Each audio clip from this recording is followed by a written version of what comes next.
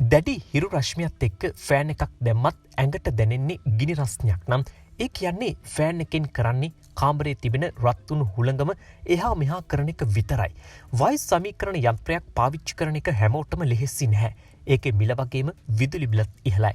හැබැයි බොහෝම සරල වියදම් අඩු ක්‍රමයකින් ඔබේ නිවස ස්වභාවික AC එකක් බවට පත් කරගන්නට ඔබට පුළුවන්. ඒ තමයි අයිස් බේසම හෝ අයිස් බෝතල් ක්‍රමය මගින්. මේ ගැන සවිස්තරාත්මකව අද අපි මේ වීඩියෝවෙන් බලමු. අංක 1. අයිස් බේසම සහ ෆෑන් ක්‍රමය. මේක තමයි පැරණිතම සහ සරලම උපක්‍රමය. මෙතනදි වෙන්නේ වාෂ්පීකරණය සිසිලනය කියන විද්‍යාත්මක පදනමයි.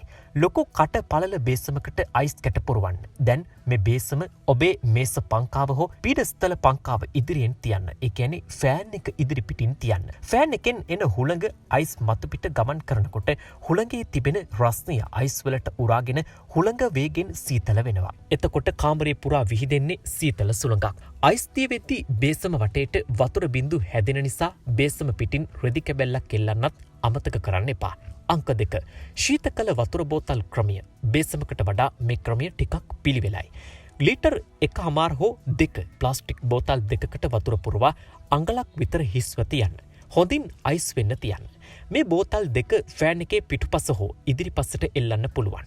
කුඩා කම්බි කැබැල්ලක් ආධාරයෙන් මෙය එල්ලීම සාර්ථකයි. ෆෑන් එක ක්‍රියාත්මක කරද්දී බෝතල හරහා එන හුළඟ මුළු කාමරයම සිසිල් කරනවා.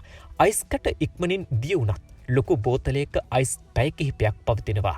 අංක 3. තෙත රෙදි ක්‍රමය.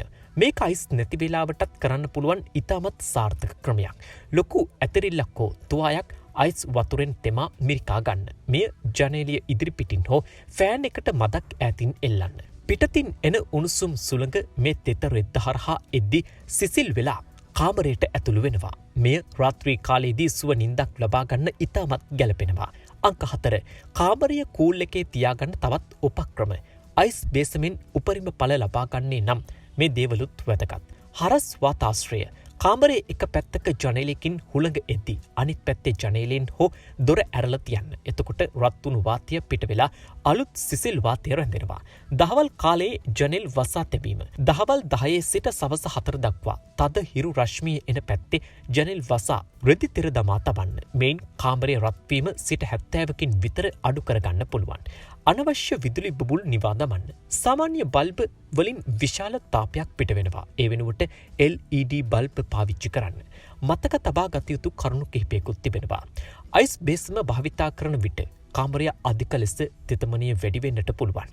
ඒ නිසා කාමරේ වාතාශ්‍රය ලැබෙන පරිදි එක ජනේලයක් හෝ මදක් විවෘත කර තැබීම සෞඛ්‍යයට හිතකරයි. විශේෂයෙන් ඇදුම හෝ සෙම් රෝග ඇති අය මේ ගැන සැලකිලිමත් විය යුතුයි. මේ සරල උපක්‍රම මගින් ලොකු මුදලක් වැය නොකර මේ දරුණු රස්නෙන් සහනයක් ලබා ගන්න ඔබටත් පුළුවන්. අදම මේ ගැනත් උත්සාහ කරලා බලන්න. ඉතින් අපි අද මේ ගෙන ආපු මේ වීඩියෝව ඔබගේ ජීවිතයට ප්‍රයෝජනවත් වුණා කියලා හිතුණා නම් මේ වීඩියෝට ලයික් එකක් එකතු කරලා ඔයාලත් මේ පිළිබඳව දරන මතය පහතින් කමෙන්ට් කරන්න. මේ පිළිබඳව තවත් කෙනෙකුට තොරතුරු දැනුවත් වීම සඳහා මේ වීඩියෝව ෂෙයා කරන්නත් අමතක කරන්න එපා.